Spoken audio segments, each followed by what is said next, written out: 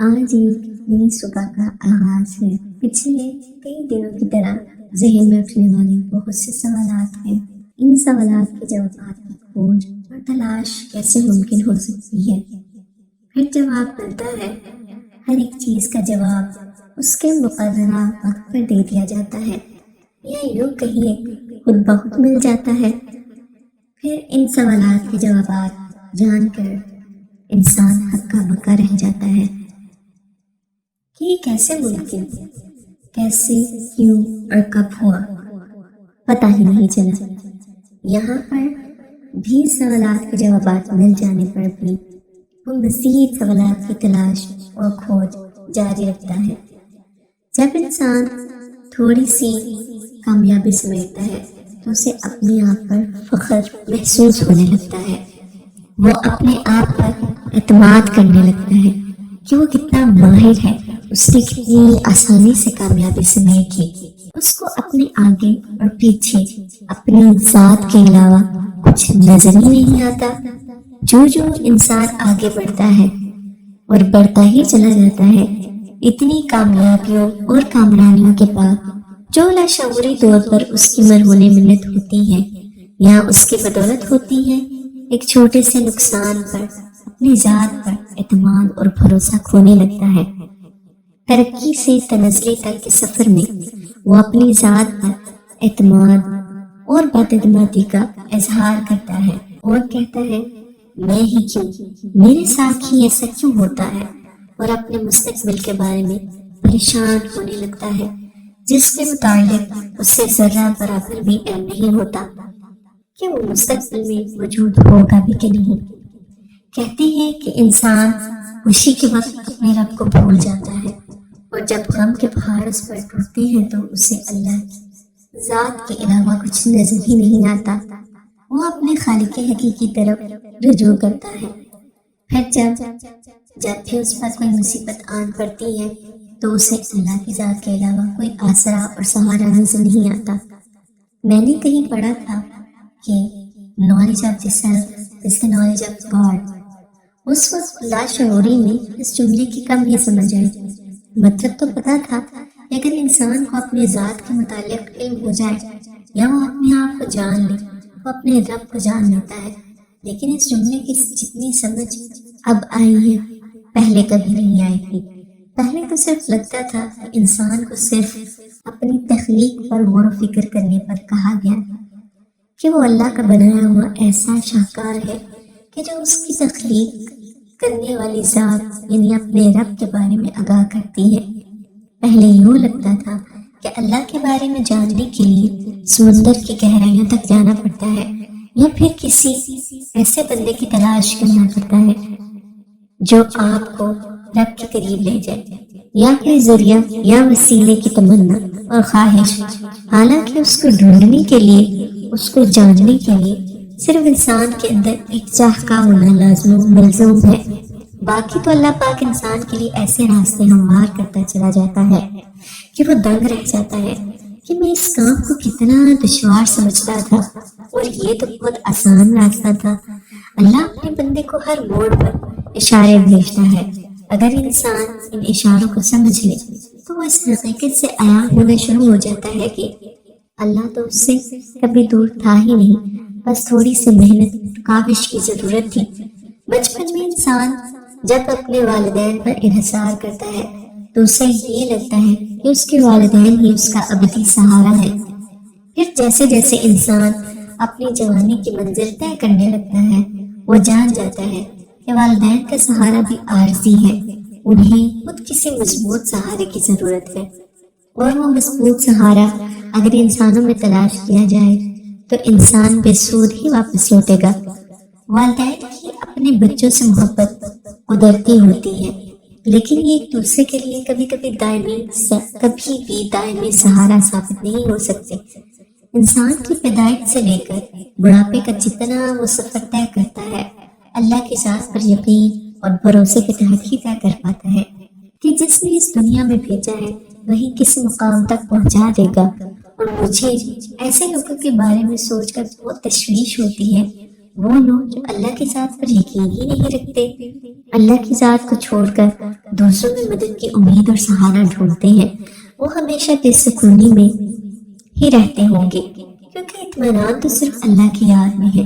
اس کو یاد کرنے سے دلوں کو جو سکون، فرحت اور اطمینان نصیب ہوتا ہے وہ دنیا کی کسی چیز میں مخفی نہیں ہے۔ جو لوگ اللہ کی ذات کو چھوڑ کر دوسروں کے سامنے اپنا سر جھکاتے ہیں ان کی عزت نفس ہمیشہ پامال ہی ہوئی ہے۔ اللہ کے سامنے بہائے گئے آنسو کبھی رائگاں نہیں جاتے۔ اگر وہ آپ سے ایک چیز لیتا ہے تو اس کے بدلے بہترین عطا کرتا ہے۔ بس انسان کی ناشکری پن اور بے صبری پن کی وجہ سے وہ اس کی حلاوت اور مٹھاس چکھ نہیں پاتا۔ اللہ تو اپنے سب بندوں سے محبت کرتا ہے اور انہیں ہدایت اور رہنمائی فراہم کرتا ہے، لیکن بہت سے لوگ صلہ کی تمنا اور خواہش دنیا میں رکھتے ہیں۔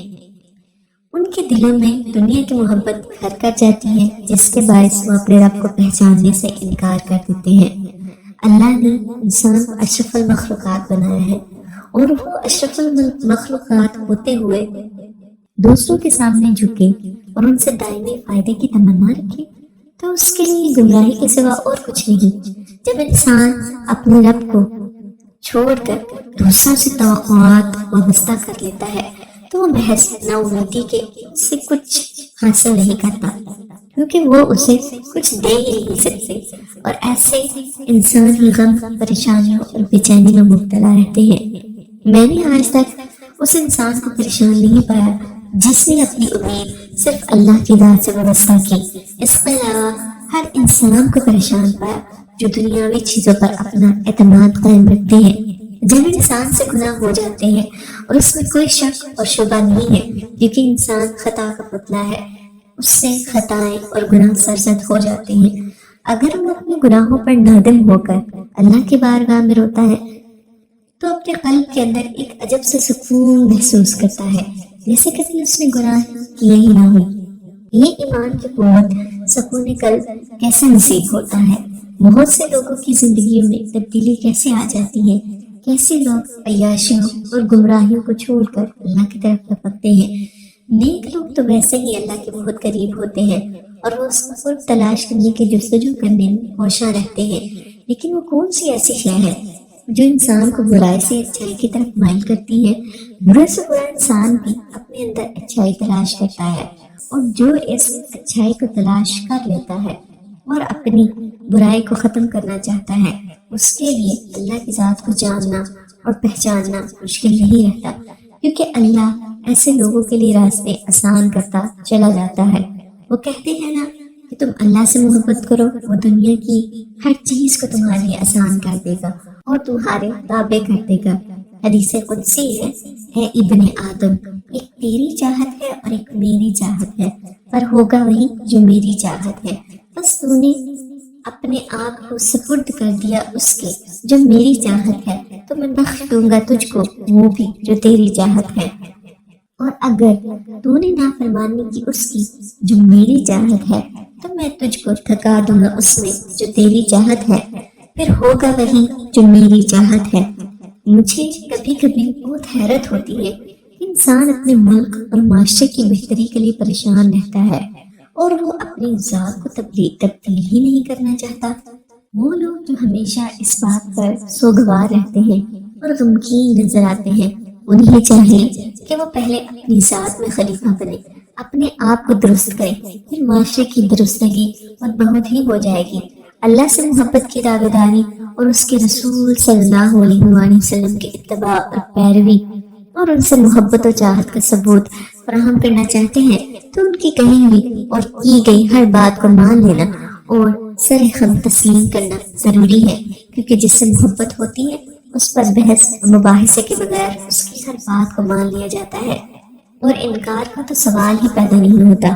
اگر وہ اس کے لیے محبت کا درجہ رکھتی ہے، وگرنہ انسان کو سمجھ لینا چاہیے کہ اگر اس کے دل میں انکار کی کیفیت پیدا ہوتی ہے تو اس کے دل میں محبت ہی نہیں جس کا وہ دعوے دار ہے۔ انسان کے اندر سب سے بڑی غلطی یہ ہے کہ وہ اپنے آپ کو مکمل سمجھنے لگتا ہے۔ وہ یہ سوچتا ہے کہ اس سے تو کوئی غلطی ہو ہی نہیں سکتی، اور اگر غلطی ہو جائے تو اس پر نادم اور شرمندگی محسوس کرتے ہوئے جھجکتا ہے۔ رب کو پانا سب سے بڑی حقیقت کو پا لینا ہے۔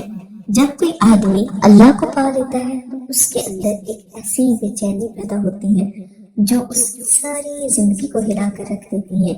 وہ ایک نیا انسان بن جاتا ہے، اس کی سوچ نئی روح پر چلنے لگتی ہے۔ وہ قیامت کے ترازو پر کھڑا ہونے سے قبل ہی اپنے آپ کو قیامت کے ترازو پر کھڑا محسوس کرتا ہے۔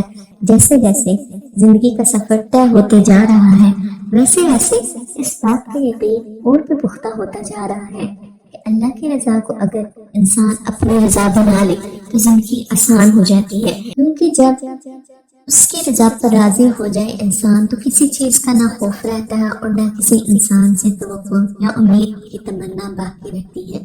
اسے زندگی گزارنے کا ایک مقصد مل جاتا ہے اور وہ سمجھ جاتا ہے کہ اس کی یہ زندگی عارضی ہے، اور وہ جس چیز کو کامیابی سمجھ رہا ہے وہ تو دراصل حقیقی کامیابی ہے ہی نہیں۔